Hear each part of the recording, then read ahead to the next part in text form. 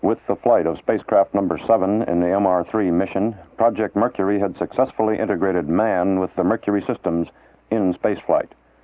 Upon completion of a thorough post-flight inspection, the final phases of the suborbital ballistic flight program was scheduled.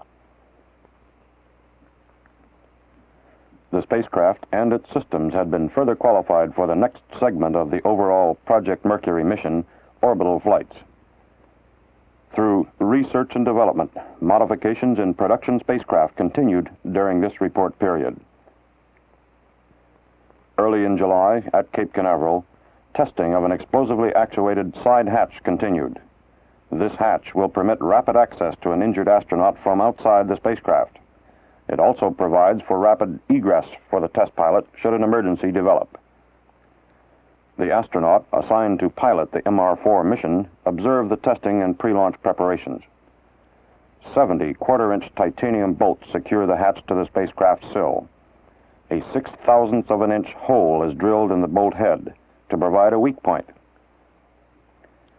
Between the inner and outer seal, a mild detonating fuse is installed. When ignited, gas pressure between the seals causes the bolts to fail under tension. This hatch will be used for the first time on the spacecraft in the MR4 mission. The astronaut can detonate the hatch from within, or Recovery Forces personnel may do so through the use of an external plunger. Development and testing of an auxiliary flotation device continued in July and September. Designed to provide spacecraft stabilization in moderate open sea environment for 72 hours, the device will be deployed by aircraft. In contingency recovery situations during the orbital missions of Project Mercury, pararescue personnel will attach the collar to the floating spacecraft. From information gained in these tests, operational versions of the device will be delivered. The ballistic flights qualified the Mercury system capabilities on brief space flights. Engineers and technicians continue to test the spacecraft under simulated orbital conditions. Here at the McDonnell Aircraft Company High Altitude Chamber, spacecraft number 10 has been used in Project Orbit. This program can determine if system deficiencies exist and inherent design problems can be identified. Mercury Atlas profiles have been simulated with major emphasis on the manual attitude control system. Its ability to operate under the combined pressures and temperatures experienced in orbital missions has been checked out. All systems have been tested at simulated altitudes varying up to 250,000 feet in this large plastic tent. By the end of July, approximately 50% of this evaluation program had been completed. The Mercury Scout 1 payload, which will test the ground network's tracking and communications capabilities, was undergoing pre-launch monitoring of all systems. Here at Aeroneutronics, a division of the Ford Motor Company, the payload to be boosted into an elliptical orbit by a Scout rocket was readied for checkout. Mercury communications and instrumentation components are housed inside the rectangular-shaped outer structure. Systems are automatically checked and monitored by this checkout console. The payload is designed to repeatedly test the real-time orbital computing data at the Goddard Space Flight Center and the extent of systems errors at radar sites. Radiation horns will acquire data for analysis concerning attenuation of radio frequency signals. Vibration tests simulated normal and transverse longitudinal stresses. Liftoff and powered acceleration simulations were conducted, testing the payload's capability to transmit telemetry data during flight. Extensive tests under probable pressures to be experienced in orbital flight were also conducted. The payload's guidance and control capabilities were tested for both regulated and unregulated pressures, from 0 to 600 pounds per square inch absolute under regulated conditions, and up to 3,000 pounds per square inch unregulated. With initial tests concluded and checkouts complete, the payload was shipped to Cape Canaveral. Early in August, the oxygen flow sensor in the environmental control system underwent a series of development tests. A check valve has been added to the sensor to prevent loss of cabin pressure in the event the snorkel inflow valve opens during flight. The sensor valve was subjected to vibration rates varying from 20 to 20,000 cycles per second. With the modifications successfully completed, spacecraft systems are being changed to meet specifications. Also at McDonald, heat shield hot release mechanism tests were conducted. Technicians checked the recording and control instrumentation equipment. Prior to testing, the release system was operated at room temperature. Then the clamp ring area was heated to re-entry temperatures for 15-minute periods. While recording and instrumentation data were being observed, the lamps were turned off. The heat shield was allowed to cool to normal pre-impact temperature, and the release mechanism was actuated, permitting the shield to drop and extending the impact skirt. As Project Mercury enters the orbital mission phase, the progress in research and development has set the pace for overall project advances. By the end of July, spacecraft production work was nearly completed. Spacecraft systems modifications were minor in nature and would not cause any major delays in spacecraft production. All of the remaining Mercury spacecraft were in the White Room, being readied for systems tests, undergoing these tests, or being prepared for shipment. With Atlas Adapter number 20, construction of the adapter rings was nearly finished. Under immaculately clean White Room conditions that ensure quality control, Adapter number 16 will be ready for installation when electrical wiring of components is completed.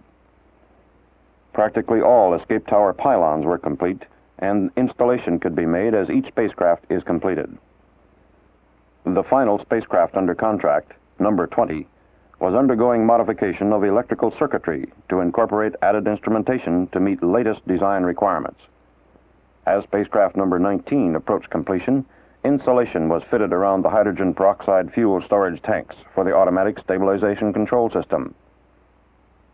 Components which had been installed were inspected at the junction of the recovery compartment.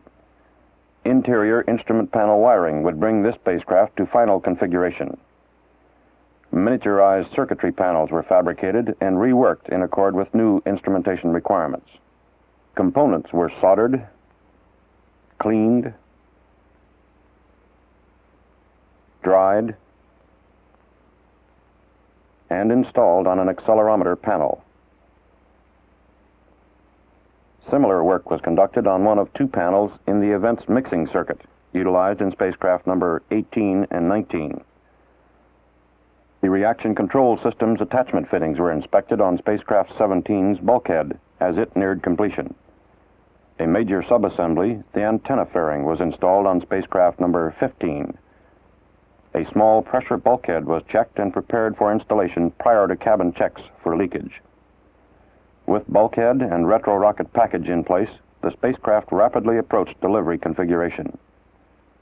Spacecraft number 13 was prepared for delivery. Final installation and inspection of the recovery compartment was made. The heat shield had been installed and a striped retro-rocket package attached. Awaiting data evaluation from the scheduled unmanned and primate orbital Mercury mission, this phase of the Mercury project will rapidly reach completion. In less than 3 years, McDonald will have delivered 20 complete production spacecraft, their adapters, escape towers, and retro-rocket packages. The task of the Atlas to insert a spacecraft into an orbital flight mission will be expedited through continued efforts in the development and production of launch vehicles. Of the 7 booster vehicles in production, 3 are scheduled for flights this year. Launch Vehicle 109D, scheduled to boost the free world's first manned orbital spacecraft into orbit around the end of this year, was nearing the checkout stage of production. A newly modified astronautics programmer was fitted. As technicians trace wiring, the big launch vehicle nears completion and will undergo composite testing. Following these, acceptance tests will be conducted before delivery to Cape Canaveral. Undergoing composite tests was Mercury Atlas production model 93D. During these tests, every complex system in the launch vehicle undergoes intensive examination. Simulated flights are programmed and the mission results are monitored. During this phase of testing, the booster engines are gimbaled, just as they might be during the liftoff and insertion phases of powered flight. Production models 103D and 119D, both destined for use in Project Mercury flights, were in the decontamination building. This cleansing process is part of the quality control measures stressed throughout the Mercury program. First, the booster fuel tank is scrubbed with scalding hot water and detergent. Then, a thorough rinsing and a bath of trichloroethylene. This compound loosens microscopic hydrocarbons and other particles which, if left in contact with liquid oxygen, could cause a failure in the fuel system. The tanks are then rinsed with deionized water. After a thorough wiping down by specially trained technicians, the tanks are pressurized and sealed to protect them until pre-launch fueling. Mercury Atlas Vehicle 88D had been completed. Project Mercury had accepted it for the MA4 flight test, scheduled to evaluate the orbital capability of the Mercury spacecraft. As the booster was loaded aboard the C-133 transport for delivery to the Atlantic Missile Range at Cape Canaveral, Project Mercury was preparing all elements of the MA4 flight mission. The Atlas, the worldwide network of ground tracking stations, the recovery forces, the spacecraft itself. This flight would begin the new phase of Project Mercury, and the success of the flight would advance the probable flight of first a primate and then a manned orbital spacecraft later this year. All 7 astronauts participated in various training procedures to attain familiarization with Atlas orbital missions. For man's purposes in space exploration could not be achieved without continuous astronaut training.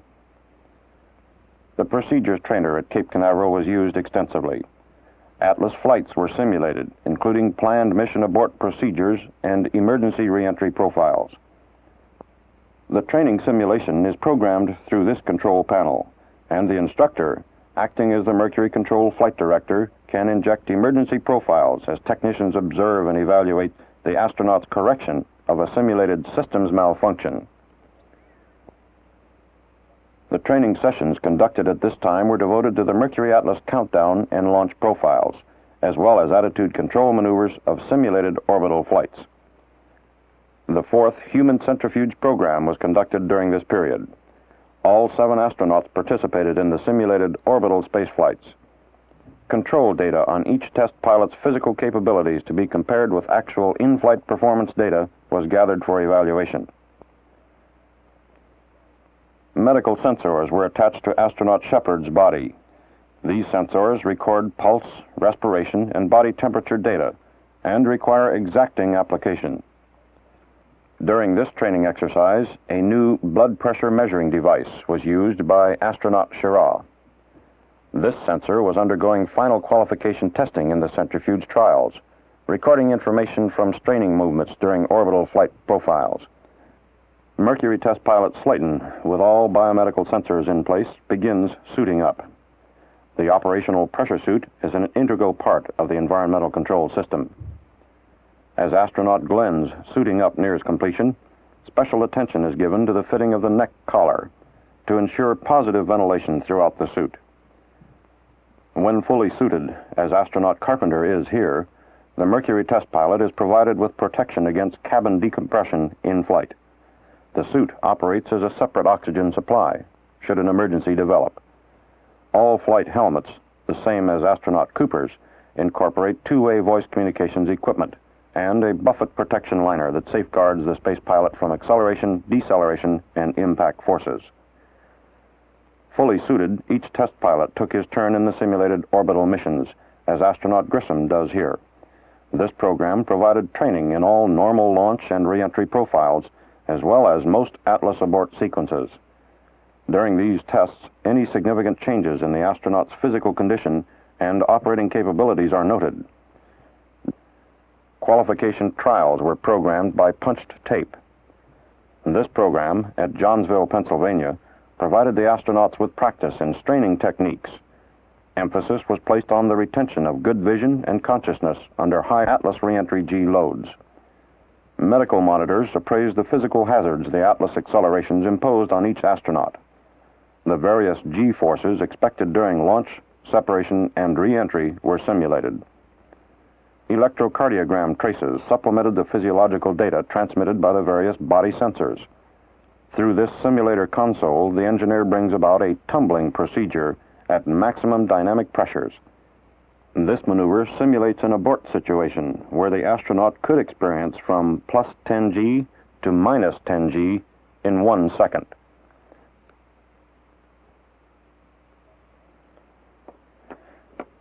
Each of the astronauts gained additional primary training advantages in the centrifuge program, developing techniques for breathing and speaking under high G acceleration forces in preparation for manned orbital flights around the end of this year.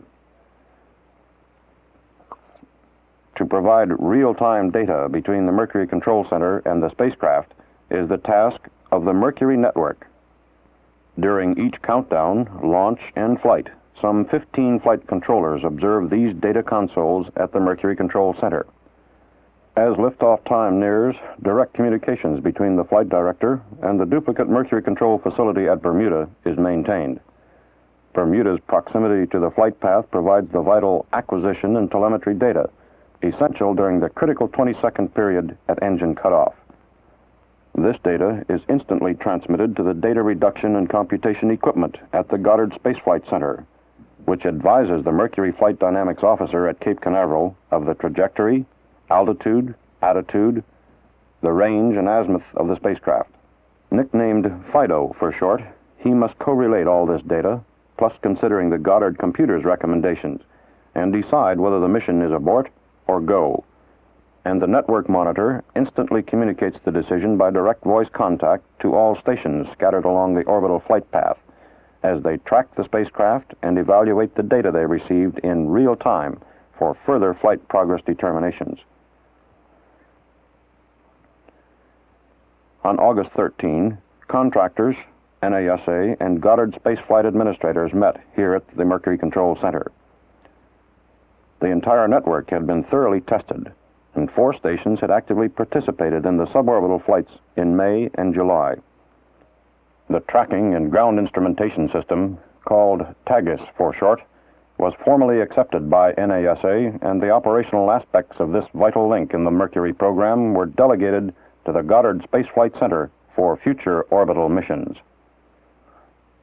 With 3 successful suborbital flights now history, Project Mercury scheduled a second manned ballistic spaceflight in July.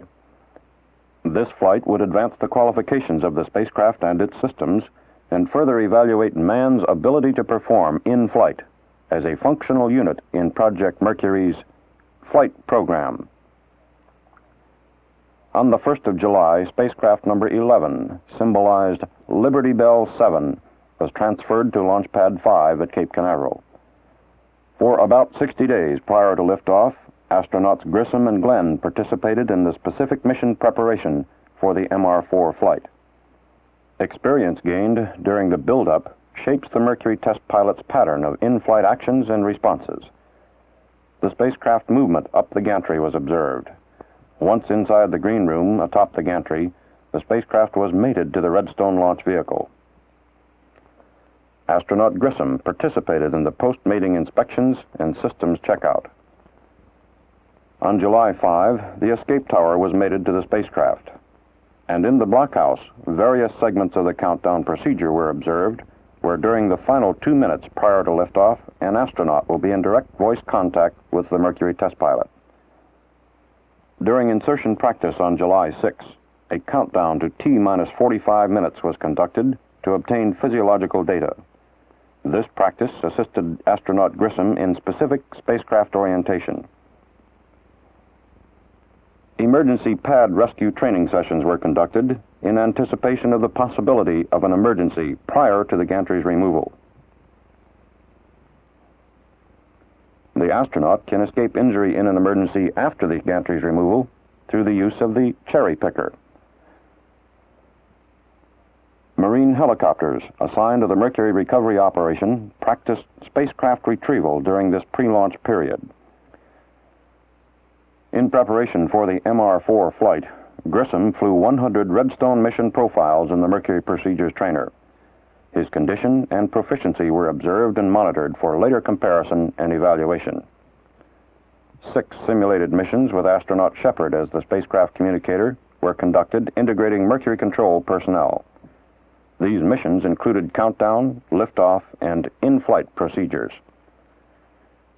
Complete flight readiness had been achieved, and the launch was scheduled for the next morning. Late in the evening of July 17, marginal weather forced postponement. Familiarization with land masses would aid the pilot in making observations through the new, larger spacecraft window. Insertion was accomplished on the morning of the 19th, and the countdown proceeded. At T-minus 10 minutes, the unfavorable weather caused the flight to be scrubbed. Astronaut Grissom had spent 4 hours in the Mercury spacecraft. The flight was rescheduled, and preparations were again being made on the evening of July 20.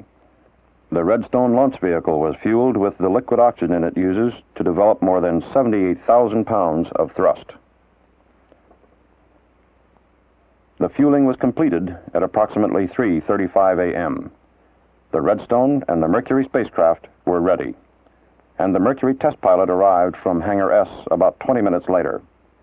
Once again, he rode up the gantry elevator. As the countdown proceeded without incident, the vexing weather situation caused a hold to be called. At T-minus 9 minutes, the gantry was pulled back for the final time. The cherry picker was raised into position. The countdown was nearing completion.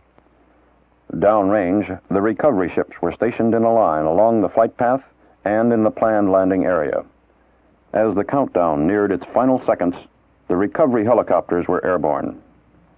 Inside the blockhouse, astronaut Slayton advised Grissom of countdown events and communicated commands from T-minus 2 minutes to liftoff. Seconds prior to launch, the umbilical cord disengaged, and at 7:20 a.m. on July 21, the free world's second manned suborbital Mercury flight was airborne. Inside the Mercury Control Center, astronaut Shepard verified Grissom's condition and systems reports and advised the test pilot of pitch and trajectory disposition. The fuel system was go. Grissom was experiencing 1 1/2 G. Cabin pressure was 8 pounds per square inch, and the oxygen system was go. All systems were go. The flight surgeon maintained close observation of the test pilot's physiological status as the flight progressed. Grissom's electrocardiograph showed no abnormalities. His heartbeat, respiration, and body temperatures were within the expected tolerances.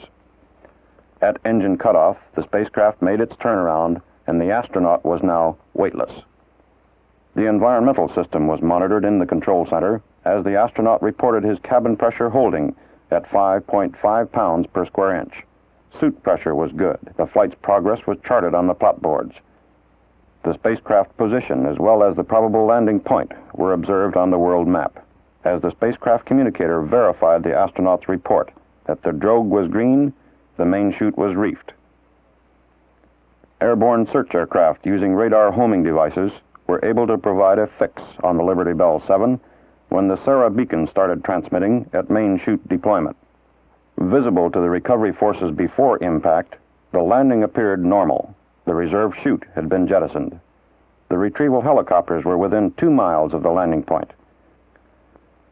Grissom indicated he would be ready for pickup after completing post-flight instrumentation checks. As the lead helicopter moved in to hook onto the recovery loop, premature actuation of the side hatch detonator occurred. Grissom was forced to leave the rapidly filling spacecraft. The recovery helicopter struggled with the almost submerged craft. In the attempt to lift the water-filled craft, the helicopter's lift capabilities were overtaxed by about 1,000 pounds. The second recovery helicopter moved in to pick up the astronaut. Grissom was obviously having difficulty maintaining flotation and was being buffeted by waves and by helicopter rotor wash. After 4 anxious minutes, Grissom struggled into the horse collar and was lifted clear of the water.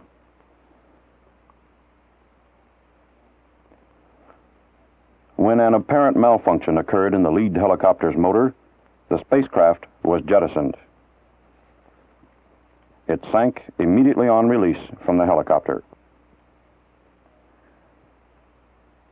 Just 35 minutes after liftoff, flying a little farther, a little higher, and a bit faster than his predecessor, astronaut Virgil I. Gus Grissom appeared to be in good spirits although wetter than programmed. As President Kennedy congratulated Grissom, it was determined that the second manned suborbital flight had reached an altitude of 118 miles, had traveled at approximately 5,280 miles per hour, and 303 miles downrange. Anxious medical officers removed the spaceman's pressure suit, paying close attention to the new neck dam collar, which kept the water from pouring into his suit. Atlas production model 88D, to be used in the first unmanned orbital Mercury flight, was erected on July 18. The refurbished spacecraft, successfully aborted in the MA3 flight and now designated 8A, was carried to the gantry and mated with the Atlas on August 4.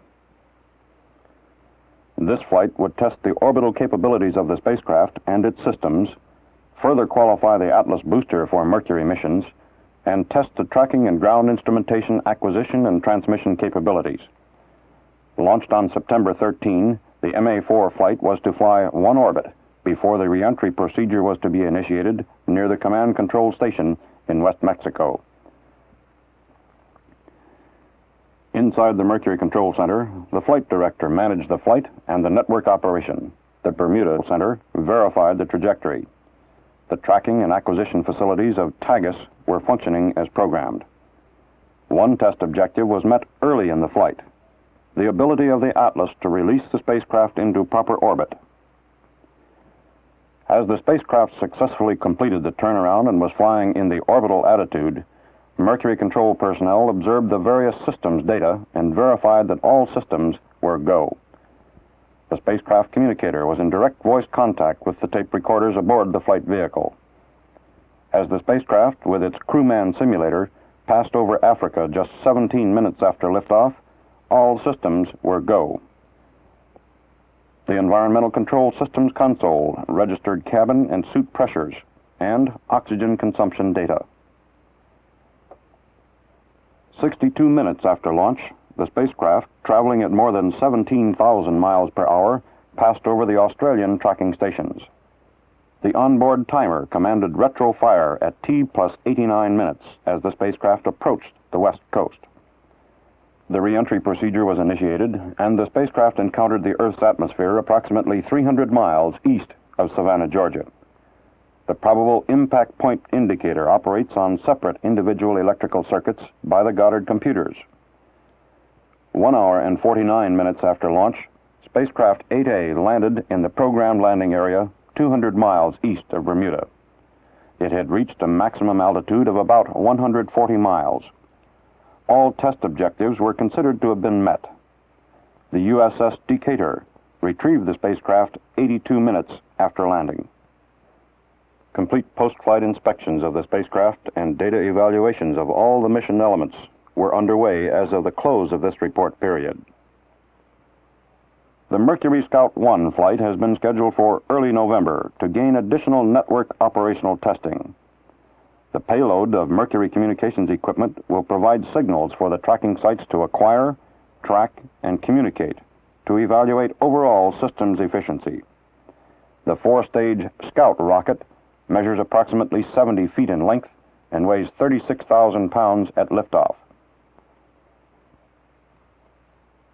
On July 27, the solid-fueled test vehicle was erected on Launch Complex 18B and placed on a standby condition for launch. The production spacecraft to be used in the first 3-orbit Mercury mission later this year has been delivered to Hangar S. It is presently being readied for the Mercury Atlas V test. Designated spacecraft number 9, systems tests were begun on September 15. Later, it was placed in the high-altitude chamber for simulated pressure and temperature tests. Tested at altitude simulating orbital temperatures and atmospheric pressures, systems deficiencies can be determined during these tests. On August 25, the Primate, to be the test subject on a 3-orbit mission, arrived at Cape Canaveral from Holloman Air Force Base. In this specially designed support couch with an advanced psychomotor tester, pellet and water feeder, and the new blood pressure sensor, the 40-pound chimpanzee was placed inside spacecraft number 9 in the altitude chamber. Orbital flights were then simulated, providing baseline data to check with in-flight data. During this 6-week pre-flight preparation period, the test subject will participate in various other tests. Each test will provide a reference profile for later comparison and evaluation. With the successful completion of 2 manned suborbital flights, Project Mercury completed a major phase of the overall program. The successful orbital flight of an unmanned Mercury spacecraft, the evaluations from systems operation provided by the Mercury network, and the successful recovery of the spacecraft constituted another major step forward. All these steps, from research and development through flight test, and the preparation for scheduled flights in the near future, bring Project Mercury closer to its ultimate goal, manned orbital flight.